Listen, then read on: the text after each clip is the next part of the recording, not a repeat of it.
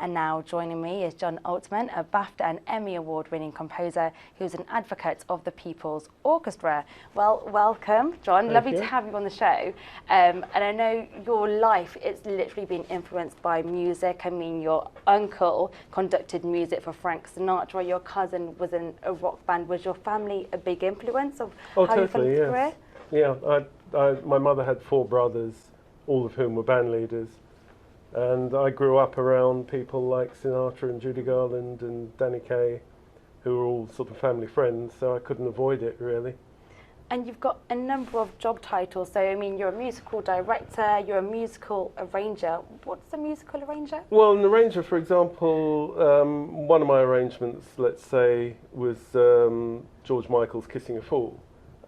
He sent me a tape of himself playing guitar and singing. Yeah. And then I put all the musical accompaniment to it. That's, you know, the horns, the backing, the piano, bass drums, which I write out and then go in the studio and conduct. And I did the same for Eric Idle for Monty Python and all sorts, Simple Minds, Bjork, Barry White, Tina Turner, Diana Ross, Rod Stewart. That's insane. Tom Jones, Mark Ronson, and many more. I mean, you mentioned all these big acts. Do you have any favourites at all?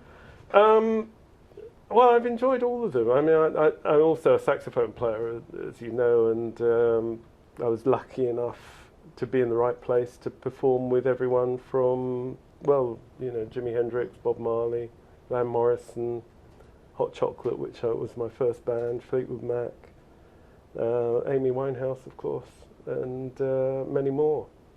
And did you actually receive any musical training, or was it just a natural talent? I had piano lessons from 7 till 11, and that was it. I didn't even take music O-level, so maybe good news for people out there who want to get into music, who don't necessarily want to go down that route. But I could always read music and write music. I was the lucky family gift, you know. It really is. And so you've won a BAFTA. Talk us through this. Yes, I won a BAFTA for a film called Hear My Song, which was about Joseph Locke, the Irish tenor, which starred Ned Beatty and Adrian Dunbar and Jimmy Nesbitt, his first film. And it was my first film as well, so we were all sort of weren't quite sure what we were supposed to do. And then I went on to do about 50 films, including Titanic and Goldeneye and various others. And any favourites? Well, 3 particular favourites that I'm very proud of. Little Voice, which keeps popping up, and Funny Bones, which is a very underrated film. It's like become a cult classic. And Hear My Song. And also I like Shall We Dance that I did, and a couple of others, you know. But I've enjoyed working on all of them, really. The list is endless. And you also won an Emmy as well, so talk us through this. I did a TV movie about the making of Citizen Kane, which starred Liev Schreiber, who's now very big on television, John Malkovich, great actor, Melanie Griffiths, and James Cromwell, called RKO 281. And I won the Best Original Score for that. And then I got nominated again for a film with Helen Mirren called The Roman Spring, Mrs. Stone.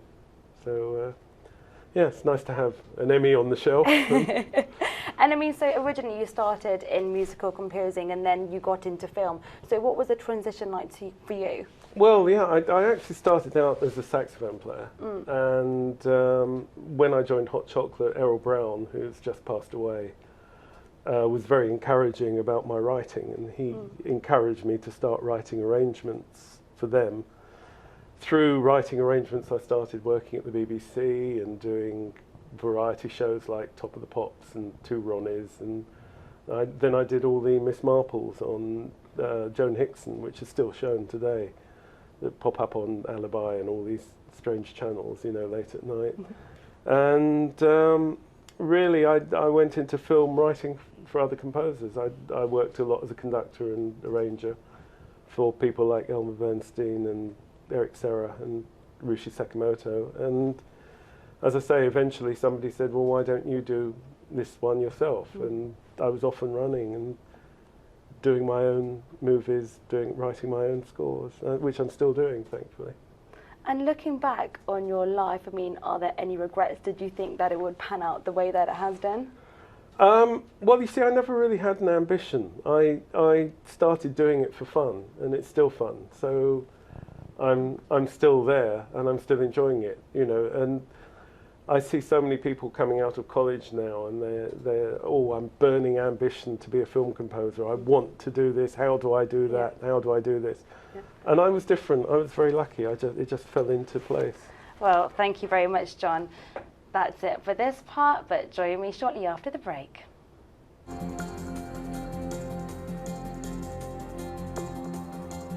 And joining me for the second time this evening is John Altman. Welcome back. Now you're performing this Saturday for the People's Orchestra. Talk us through this. Yes, it all stems from an initial approach by Sarah Marshall, who runs the orchestra, asking if I'd be interested in writing a specially commissioned piece for them. They're a community orchestra, as you probably know. And I was intrigued by the idea. I came up to hear them, and I was very impressed by the standard of musicianship. They perform a lot of film music and things that aren't quite what you expect from an amateur orchestra. So I agreed to do this, and as part of the build-up of awareness, I'm bringing some wonderful people to perform with me on Saturday at the Ruddock Arts Centre in Edgbaston. And who may these people be? Well, Mitch Dalton, who's the leading studio and jazz guitarist in the country, who's played with Ella Fitzgerald, Peggy Lee. He's a guitarist on Robbie Williams' hits. He does Strictly. He does all kinds of things. Top studio player and top jazz player. Andy Kleindert, who's the #1 jazz bass player in the country, and Peter Cater, who's from the Midlands, who leads a very fine big band. And I've also got some special guests, the Neils, who are on Britain's Got Talent, who are going to sing some songs, and members of the orchestra who are going to come up and jam with us towards the end of the evening. So it should be a fun night. Definitely. All round. It seems like quite a big event. So what was the preparation for this like? Pretty straightforward. I mean, it was just agreeing the date and making sure that all the people I work with regularly were available and into doing it, which they are. And unfortunately, I procured test match tickets as well to make it a full day out. It doesn't look as if they're going to be required, I'm afraid. And how long have you been with the People's Orchestra? Well, my involvement has only been over the last year or so. They are a very interesting organisation. Obviously, they're doing things that don't involve me. My main involvement will be composing this piece for them, which I hope to do after I finish a couple of projects that I'm involved in at the moment. And what are you involved in at the moment? I'm scoring a silent movie for the remastered for DVD and for the London Film Festival, and we'll be doing a red carpet premiere at the Odeon Leicester Square during the London Film Festival, which I'll be conducting live with the film playing. I have a band with Andy Summers, the guitarist of the Police, and we're going to Shanghai and various other points. I've just recorded a big band Mambo album that I'm just finishing, and I have a West End musical about to go into production, hopefully, and then one in Moscow next year. Do you ever get time to sleep? Not really. It's all I wouldn't go, have go, it go. any other way, so I have to slot the People's Orchestra in somehow. Exactly. And what are your plans for the future? Well, just keeping busy and doing more of the same. I've been very lucky. I've had a long career doing what I love to do, and I wouldn't have it any other way, really. Well, that's really good to hear. And also about the event happening on Saturday, where can people find out more information about this? Well, either directly from the Ruddock Arts Centre in Edgbaston, or from the People's Orchestra, which is www.thepeoplesorchestra.com, or just roll up on the night. I'm sure there'll be tickets available. I've invited some of the Australian cricketers, but I suspect they'll be hiding.